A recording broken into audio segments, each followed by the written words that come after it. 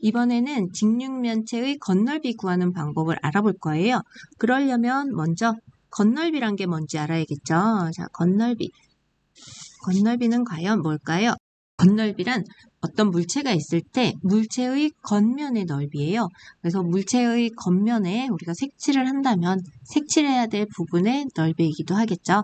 자, 그러면 직육면체의 겉넓이는 어떤 상황일까 생각해보면 직육면체에는 면이 몇 개 있나요? 그렇죠? 6개 있죠. 따라서 직육면체의 겉넓이란 직육면체 6면의 넓이를 더한 거예요. 합이 되겠죠? 그러면 3가지 방법으로 구해 볼 건데 나중에는 본인이 편한 방법이 있을 거고 그 다음에 문제 유형에 따라서 간단한 방법이 있겠죠. 그런데 아직 그거를 우리가 알 수 없는 상황이니까 3가지 방법 모두 정확히 알아보도록 해요. 자, 먼저 직육면체의 겨냥도와 그 다음에 정계도가 나왔죠. 자, 6면의 합을 구하기 위해서 정계도로 이해하는 게 쉬우니까 정계도가 나와 있습니다. 그렇다고 나중에 늘 그려야 되는 건 아니에요. 자, 보면 6면의 넓이 합으로 구하기 위해 기역, 니은, 디귿, 리을, 미음, 비읍이라고 지금 표시되어 있어요. 그러면 기역은 여기 가로 3cm, 그 다음에 세로 2cm로 이루어진 이 직사각형이고 이렇게 그 다음에 정계도에서는 이 부분에 해당하겠네요. 그래서 기역은 가로가 3cm, 세로가 2cm, 그리고 직육면체의 모든 면은 직사각형이죠. 그래서 가로 곱하기 세로 했을 때 326 제곱센티미터겠네요. 자, 그러면 니은을 볼게요. 니은은 가로가 3,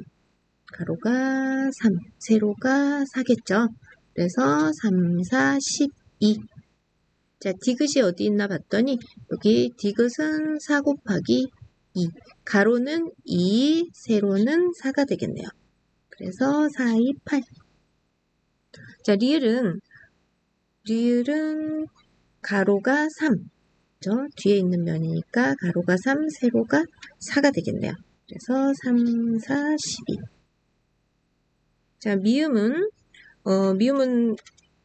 편하게 말하자면 왼쪽에 있는 거라서 여기에 가로가 2, 세로가 4. 그래서 2, 4, 8이겠네요. 여기가 2, 4, 8. 자, 그러면 비읍은 아래쪽에 있는 것이기 때문에 가로가 3, 세로가 2, 3이 6이 되겠네요. 자, 그러면 6면 넓이의 합은 기역, 니은, 디귿, 리을, 미음, 비읍의 합이므로 6, 12, 8, 12, 8, 6 이렇게 6면의 넓이를 더하면 50이고 겉넓이 역시 넓이이므로 단위는 제곱센티미터여야 돼요. 이제 부피를 배웠기 때문에 단위 헷갈리지 않고 정확히 잘 기록하도록 해야 됩니다. 자, 그 다음에 세 쌍의 면이 합동인 성질을 이용해서 구하자 했는데요. 직육면체는 이렇게 모양이 있다면 여기 편의에 따라 위, 아래, 왼쪽, 오른쪽, 앞뒤라고 해볼게요. 여기 위와 평행인 여기 아랫부분이 합동이기 때문에 넓이가 같을 수밖에 없겠죠. 그리고 여기 앞에 있는 면과 뒤에 있는 면이 합동이기 때문에 넓이가 같을 수밖에 없겠죠. 그리고 여기 오른쪽에 있는 면과 왼쪽에 있는 면이 합동인 직사각형이므로 넓이가 같을 수밖에 없어요. 그렇게로 본다면 다른 표현을 어떻게 할 수 있냐면 한 꼭지점에서 만나는 세 면의 넓이라는 표현을 쓸 수 있는데 그게 뭐냐면 한 꼭지점에서 우리가 기준으로 보면 세 면이 만나는데 이 꼭지점을 기준으로 봤을 때 세 면이 빨강색, 파랑색, 별표한 면이 만나는데 이 세 면 중에 합동인 면은 없겠죠. 물론 정육면체거나 이럴 때는 있겠지만요. 자, 그래서 여기에 빨강, 파랑, 별표한 곳의 넓이를 더한 다음에 각각 빨강도 반대쪽에 있을 거고 파랑색 칠한 부분에 과 마주보는 면도 합동일 거고 별표한 면과 마주보는 면도 별표하고 합동일 거니까 넓이가 같아서 이렇게 세 면의 넓이를 더한 다음에 곱하기 2를 하면 저절로 합동인 면까지 세트가 모두 더해진다. 이런 뜻입니다. 그러면 한 꼭지점에서 만나는 세 면의 넓이 합을 본다면 선생님은 여기 이 꼭지점으로 볼게요. 이 문제에서는. 그러면 기역, 니은, 디귿의 넓이가 되겠네요. 그래서 한 꼭지점에서 만나는 세 면을 어떤 꼭지점을 기준으로 하느냐에 따라 다르지만 선생님은 저 꼭지점을 기준으로 해서 거기에서 기역, 니은, 디귿 세 면이 만납니다. 그래서 구한 다음에 곱하기 2를 한다면 기역과 평행인 면이 어디 있나요? 그렇죠. 비읍이 있겠죠. 색깔 한번 칠해볼까요? 기역과 평행인 비읍 함께 구해질 수 있고요. 그 다음에 니은이 여기면 저 앞에 있는 면이죠. 그러면 여기 리을과 평행이라서 합동이면서 넓이가 같고 그 다음에 여기 디귿 그림에서 오른쪽에 있는 게 전개도에서는 여기고 미음과 합동이면서 넓이가 같겠죠. 따라서 기역의 넓이 저기 표에다 우리 미리 구해놨죠. 6과 니은의 넓이 12 디귿의 넓이 8을 구한 다음에 곱하기 2를 한다면 기역과 평행인 비읍, 니은과 평행인 리을, 디귿과 평행인 미음까지 한꺼번에 구할 수 있다. 따라서 26 곱하기 2니까 52제곱센티미터 이 방법으로도 구할 수 있다. 그죠? 그렇다면 이제 마지막 방법이 남았는데요. 마지막 방법을 선생님은 제일 좋아해요. 가끔 한 모서리 길이를 안 알려줄 때 그걸 알아내세요 하고 대신 건널비를 줄 때 이 방법이 좀 편하거든요. 그래서 친구들도 이 방법 잘 들어보도록 해요. 자, 두 밑면의 넓이와 옆면의 넓이의 합으로 구하겠다 입니다. 자, 그러면 두 밑면 그러면 이 전개도 상태로 제일 편하게 본다면 기역이 밑면이죠. 그러면 기역과 마주보는 비읍이 또 다른 밑면이겠죠. 그리고 나서 니은, 디귿, 리을, 미음을 한 번에 구하겠다는 겁니다. 이해가나요? 자, 그러면 기역을 구한 다음에 기역과 비읍이 넓이가 같으니까 두 밑면 아니라 한 밑면인 기역의 넓이를 구하고 곱하기 2를 한 다음에 옆면의 넓이는 니은, 디귿, 리을, 미음 두 밑면 제외하고 남은 네 면의 넓이를 구하겠다. 그죠? 그러면 우리가 식으로 한번 세워볼게요. 기역은 가로가 3, 세로가 2. 자, 거기에 비읍까지 함께 구하기 위해서 2를 했어요. 그러면 우리 친구들 여기까지 잘 기억할 수 있겠죠? 그죠? 기역을 한 개 구해서 지금 초록색 칠한 기역을 구해서 곱하기 2를 하면 비읍까지 구한다. 그러면 그 다음에 여기가 아주 중요해요. 옆면에 있는 넓이 4개, 니은, 디귿, 리을, 미음은 하나의 큰 직사각형을 이루죠. 직사각형 넓이 어떻게 구해요, 우리? 그렇죠. 가로 곱하기 세로예요. 그러면 가로가 이렇게 길게 되는데 이 긴 가로는 무엇과 같냐면 직육면체에서 우리가 여기는 3이에요. 그리고 맞닿는 모서리 때문에 여기는 2겠죠. 이렇게 맞닿고 또 이렇게 맞닿으면서 여기는 3. 그 다음에 이렇게 맞닿으면서 여기는 2. 즉 옆면 4개를 쪼르륵 한 개의 직사각형으로 봤을 때 그 가로는 밑면의 둘레, 한 밑면의 둘레와 같아요. 따라서 3 더하기 2 더하기 3 더하기 2 이게 바로 옆면을 함께 구하려고 하는 선생님이 지금 빨갛게 칠하고 있는 저 직사각형 4개 합해진 것 같죠? 그래서 합해진 거의 가로가 결국은 몇이다? 10이다. 한 밑면의 둘레와 같다. 그러면 이 빨간 직사각형의 세로는 뭐예요? 그렇죠. 처음 직사각형의 높이와 같아요. 그래서 4입니다. 그래서 익숙해진다면 이 방법이 제일 편할 수 있어요. 그러면 6 곱하기 2는 12 더하기 10 곱하기 4는 몇인가요? 40. 12와 40을 더하면 52제곱센티미터다. 그래서 직육면체의 건널비 구하는 방법 3가지를 배워봤습니다. 자, 이번에는 정육면체의 건널비 구하는 방법을 배워볼 거예요. 자, 정육면체도 직육면체에 포함되기 때문에 방금 직육면체 건널비 배웠던 세 가지 방법 모두 다 이용할 수 있어요.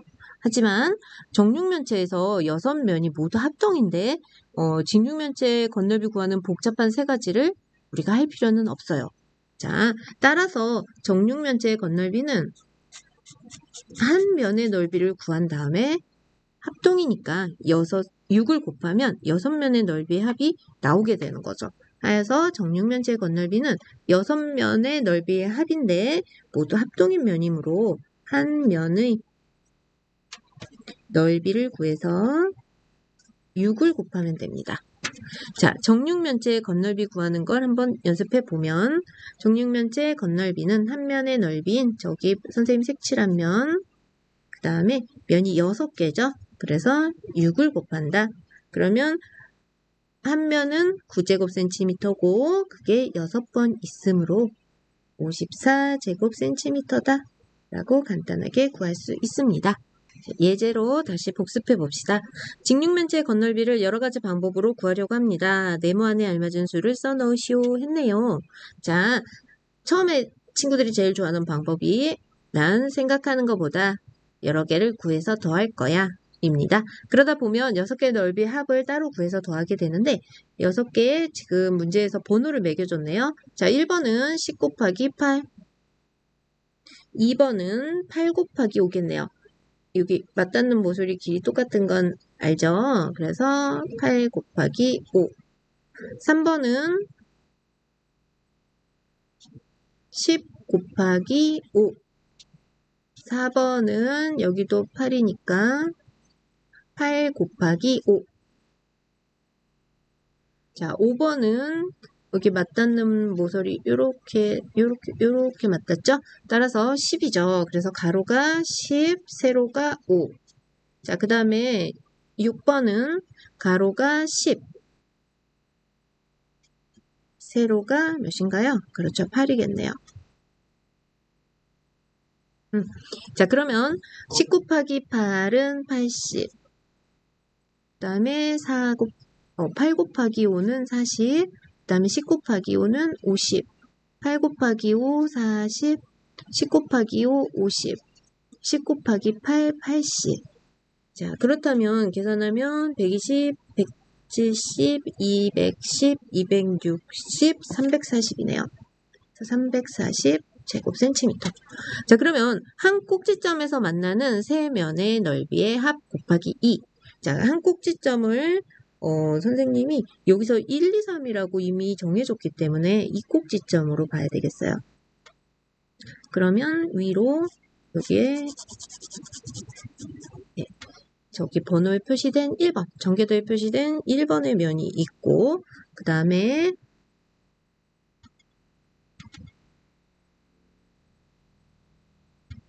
여기에 10 곱하기 5니까 이게 3번에 표시된 면이겠네요.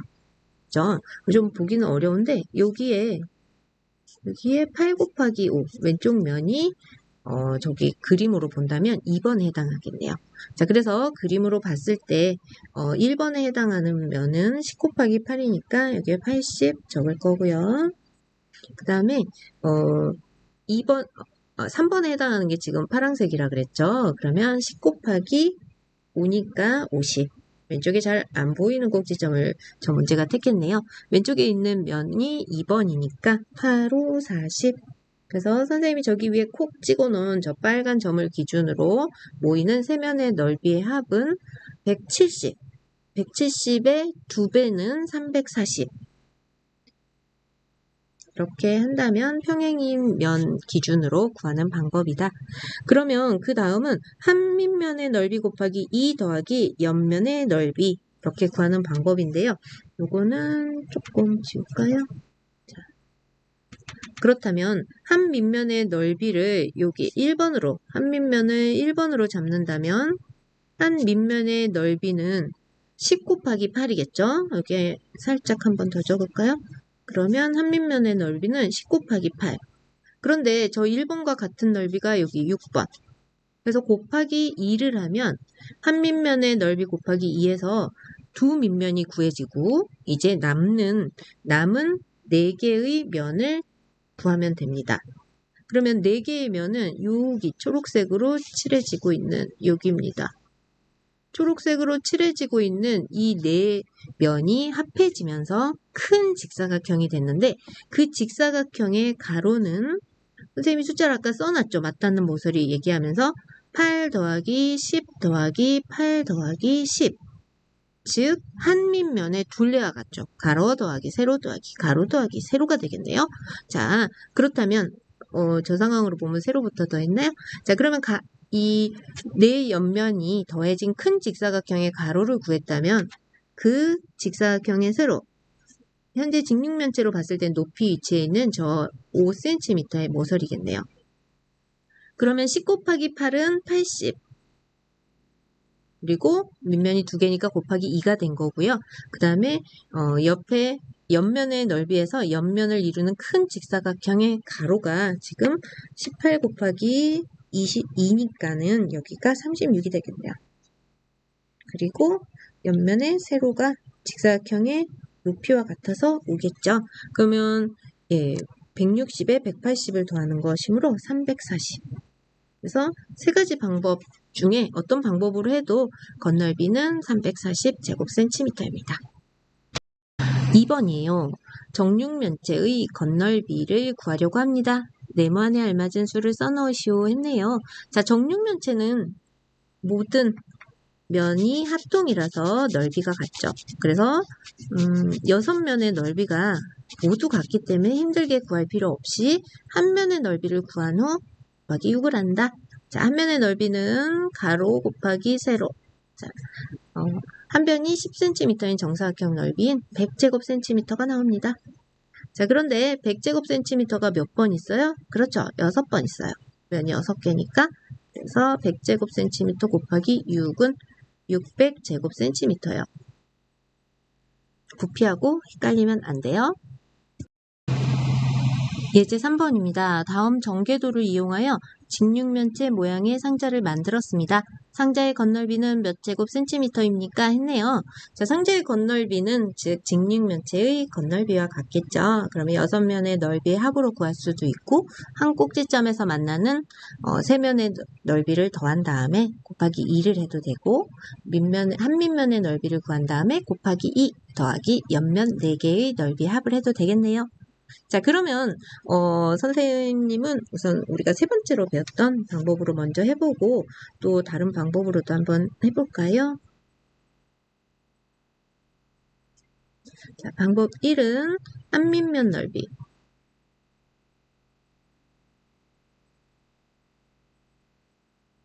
자, 곱하기 2 더하기 옆면의 넓이의 합. 자, 전개도로 나왔을 때는 이 방법이 제일 편하기는 합니다. 그러면 한 밑면의 넓이를 이렇게 볼 때 우리가 여기에는 4겠고 여기는 7이겠고 여기는 5겠고 왜냐면 선생님 초록색 칠하는 두 면이 합동이고 평행이면서 같은 밑면 위치가 되겠죠. 그래서 저 둘의 합이 결국 한 밑면의 넓이 곱하기 2가 되겠네요. 자, 그러면 결과는 같지만 순서대로 가로 곱하기 세로 그리고 2개 한 밑면의 넓이 곱하기 2 더하기 옆면의 넓이는 계속 말하지만 이렇게 한꺼번에 이 큰 직사각형으로 생각을 해야 된다고요. 그러면 여기는 5cm 이렇게 맞닿으면서 여기는 7cm 이렇게 맞닿으면서 5cm 이렇게 맞닿으면서 7cm. 결국은 저 큰 직사각형의 가로는 밑면의 둘레의 합과 같다. 한 밑면의 둘레와 같다죠. 따라서 밑면의 둘레인 가로 더하기 세로 또 가로 더하기 세로 이것과 같고 그 다음에 세로는 옆면 넓이 합의 세로는 직육면체로 따지면 높이였던 4가 되겠네요. 자, 그러면 35 곱하기 2는 70, 12, 24, 24 곱하기 4는 96. 따라서 건널비는 166 제곱센티미터겠네요. 그렇죠? 자, 그러면 다른 방법 2를 한번 해봅시다. 다 따로 더하는 방법 하나는 빼고 볼게요. 자, 그러면 이 직육면체를 겨냥도로 한번 그려보겠습니다.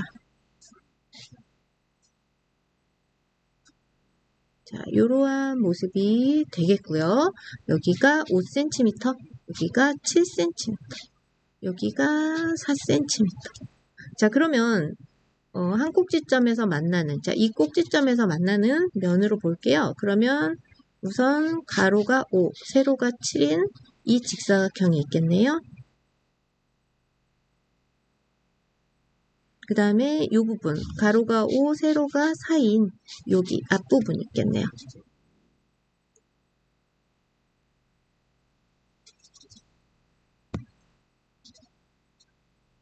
자, 그리고 이쪽 오른쪽으로 보면 가로가 7, 세로가 4인 직사각형이 있겠네요. 7 곱하기 4. 그런데 각각 평행한 면이 있을 것이므로 합동인 평행인 면까지 함께 구하기 위해서 곱하기 2를 합니다. 자, 그러면 35 더하기 20 더하기 28 이 두 번씩. 그러면 80 몇인가요? 그쵸? 83이 두 번이니까 166 제곱센티미터. 따라서 어떤 방법으로 구해도 저 전개도를 이용해서 만든 상자의 건널비는 166 제곱센티미터임을 알 수 있습니다.